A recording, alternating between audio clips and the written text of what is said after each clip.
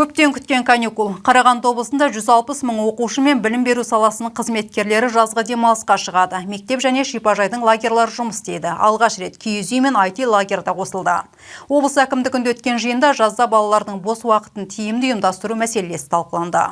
Теміртау жоғары политехникалық колледжіне жазғы IT лагері іске қосылады. Тағы 2 колледждің базасында мамандандырылған алаңдар ашуға дайындық жұмыстары жүргізілуде. Ақтоғай өңірінде 6 күндік киіз үй лагерінде демалуға болады. Бірақ мектеп жанындағы лагерлер 3 маусым күні жұмысын бастайды. Бұл күні қауіпсіз жаз, қауіпсіз аттракцион және қауіпсіз лагерь профилактикалық акциялары өткізіледі.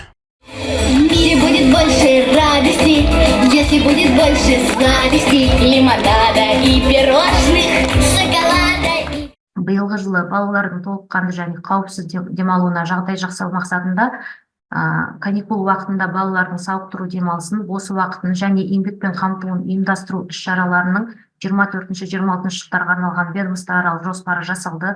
Жаз айларында 1-10 сыныптардағы 160 мыңдай оқушыны жазғы демалыспен, бос уақытын ұйымдастырумен және еңбекпен қамту жоспарланып отыр. Облысымыздың мамандандырылған мектептері мен инновациялық лицейлерінде жазғы тіл мектептері мен тіл курстары ұйымдастырылады. Қазақстан халқына қоғамдық қоры қаржыландыратын жазғы демалыс жобасы аясында оқуда жоғары жетістіктерге жетіп, мектеп өміріне түрлі олимпиадалар мен жарыстарға белсене қатысқан балалар демалады.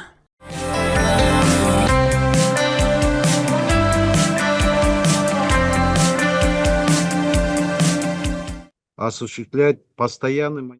Балалар мен жасөспірімдердің сауықтыру демалысын жұмыспен қамтылуы мен бос уақытын ұйымдастыруға тұрақты мониторинг жүргізіп, төтенше жағдайлар департаментіне ұйымдастырылған демалыс орындарында, оның ішінде тасымалдау кезінде балалардың өмірі мен денсаулығының қауіпсіздігін қамтамасыз етуге бақылауды күшейтуді тапсырамын. Экскурсиялық іс-шаралар, сондай-ақ жүзу кезеңінде білім басқармасы, төтенше жағдайлар департаменті және облыстық ішкі істер департаменті арасындағы өзара нақты байланыс болу керек. Сіз қауіпсіздікке тікелей жауаптысыз.